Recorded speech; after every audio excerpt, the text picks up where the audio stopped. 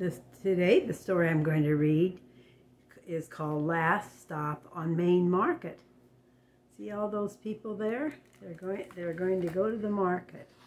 And it's by Matt de la Pena and pictures by Christian Robinson. So it's going to be an interesting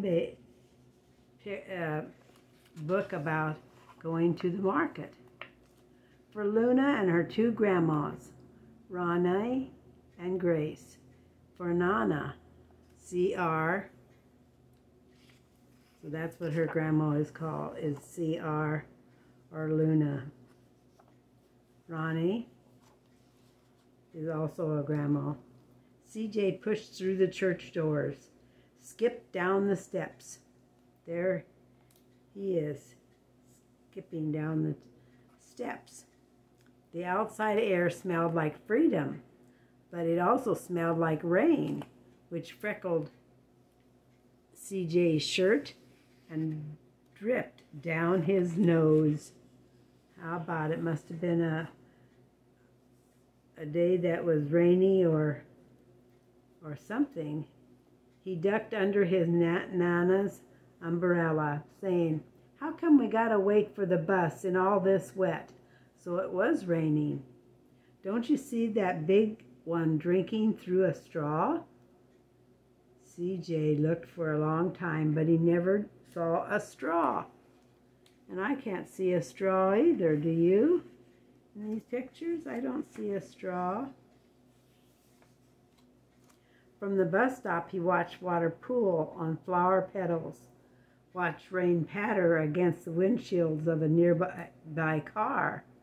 His friend Kobe climbed in, gave CJ a wave, and drove off with his dad. "Nana, how come we don't got a car?" She's waiting for the bus. "Boy, what do we need a car for? We got a bus that's breathless fire and old Mr. Dennis, who always had a trick for you." The bus creaked to a stop in front of them. It sighed and sagged, and the doors swung open. There's the bus. Now he's going to get on that bus. Look at that, and Nana is closing her umbrella. "What's that I see?" Mr. Dennis asked. He pulled a coin from behind CJ's ear and placed it in his palm. Nana laughed her deep laugh and pushed CJ along. They sat right up front. The man across the way was tuning a guitar. An old woman with curlers had butterflies in a jar. Nana gave everyone a great big smile and a good afternoon. She made sure CJ did the same. So they're sitting right there, and they're telling each one good afternoon. The bus lurched forward and stopped, lurched forward and stopped. Nana hummed as she knitted. "How come we always gotta go here after church?" CJ said. "McGill and Kobe never have to go nowhere."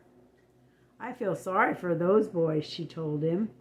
"They'll never get a chance to meet Bobo or the Sunglass Man. And I hear Trixie got herself a brand new hat." CJ stared out the window, feeling sorry for himself. He watched cars zip by on either side, watched a group of boys hop curbs on their bicycles. A man climbed aboard with a spotted dog. CJ gave him his seat. "How come that man can't see?" "Boy, what do you know about seeing?" Nana told him. "Some people watch the world with their ears." "That's a fact. Their noses, too," the man said, sniffing at the air. "That's a mighty fine perfume you're wearing today, ma'am." Nana squeezed the man's hand and laughed her deep laugh. So there was a blind man that came on the bus, too. Two older boys got on next. CJ watched as they moved on by and stood in back.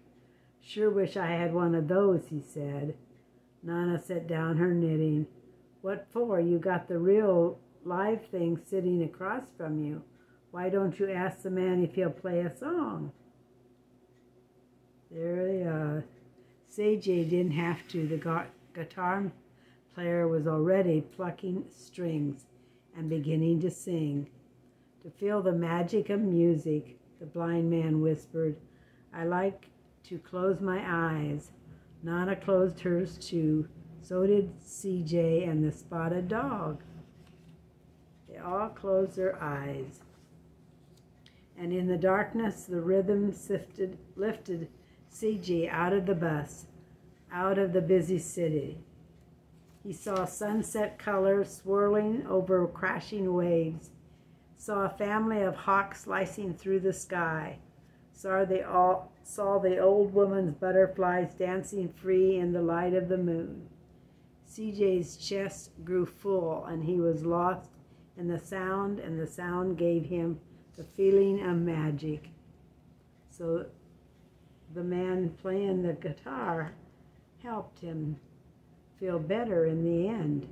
The song ended and CJ opened his eyes. Everyone on the bus clapped, even the boys in the back. Nana glanced at the coin in CJ's palm. CJ dropped it in the man's hat. "Last stop."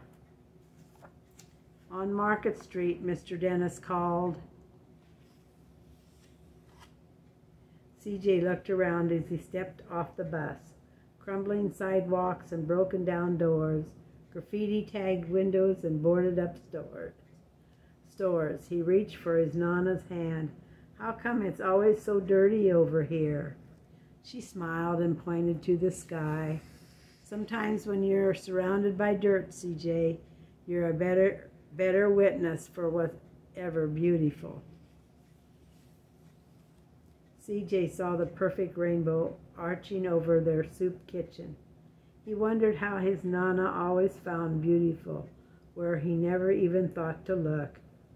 He looked all around them again, at the bus rounding the corner out of sight, and the broken street lamps still lit up bright, and the stray cat shadows moving across the wall. There's a man in a wheelchair there.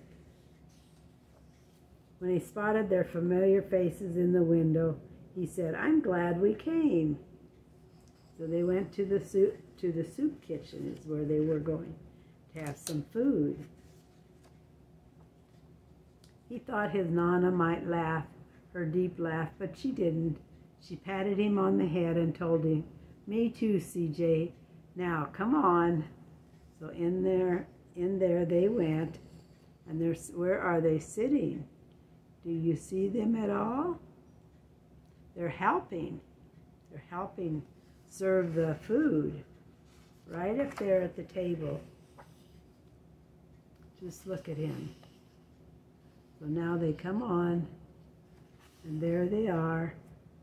They're done helping with the lunch, and they're now outside waiting for the bus again. Thank you for listening to this story. Hope you had a great day, and God bless.